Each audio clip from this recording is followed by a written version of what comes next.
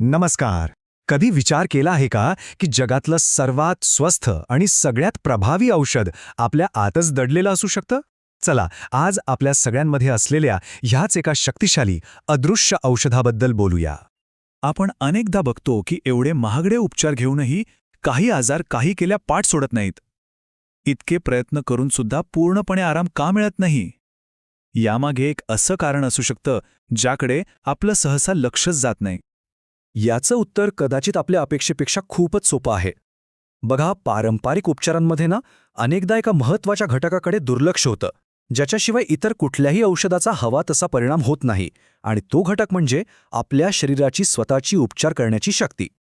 चला तर मग याच्या जरा मुळाशी जाऊया.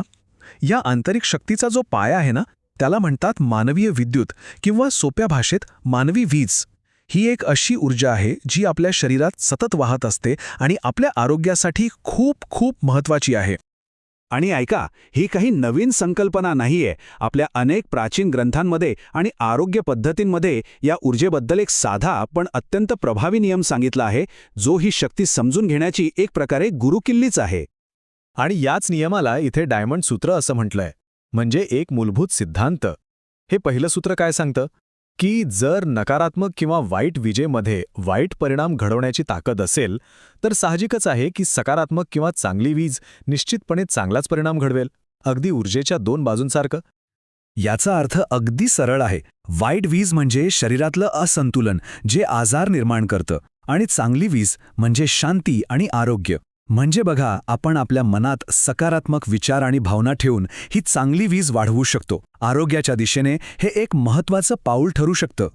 पण प्रश्न असा आहे की ही ऊर्जा शरीरात नक्की असते कुठे आणि तिचा वापर कसा करायचा?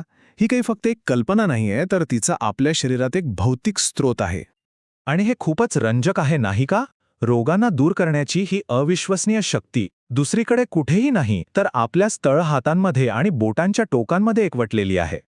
ही आपल्या शरीरातील आंतरिक विजेची मुख्य केंद्र आहेत.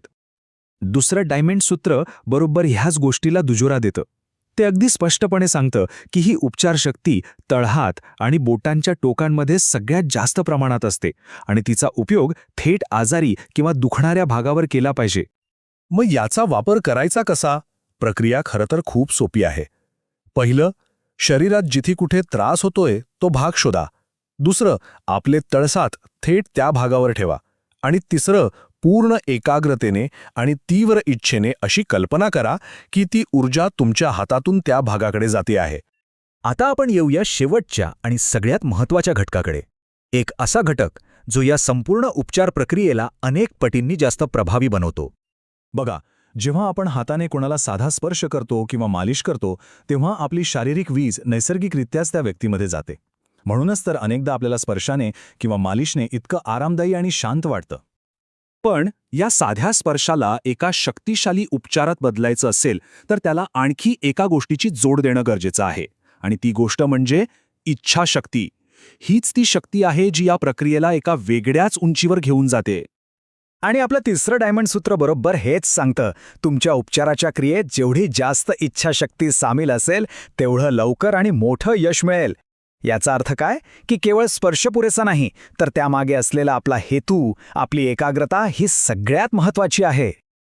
चला तर मग या सगळ्या माहितीला आता एकत्र जोडूया आणि बघूया की या शक्तीला जागृत करण्याची किल्ली आपल्याच हातात कशी आहे. तर या संपूर्ण विश्लेषणाचा सारांश काय आहे? पहिलं, आपल्या शरीरात एक नैसर्गिक उपचार करणारी वीज आहे. दुसरं, ही शक्ती प्रामुख्याने आपल्या हातांमध्ये एकवटलेली आहे. आणि तिसरं, या शक्तीला पूर्णपणे कार्यान्वित करण्याची किल्ली म्हणजे आपली एकाग्र इच्छाशक्ती. तर मग प्रश्न हा उरतो की आपल्या आत दडलेल्या या शक्तिशाली आणि अगदी विनामूल्य मिळणाऱ्या औषधालयाला ओळखून त्याचा वापर करण्याची आपली तयारी आहे का? यावर विचार नक्कीच करायला हवा.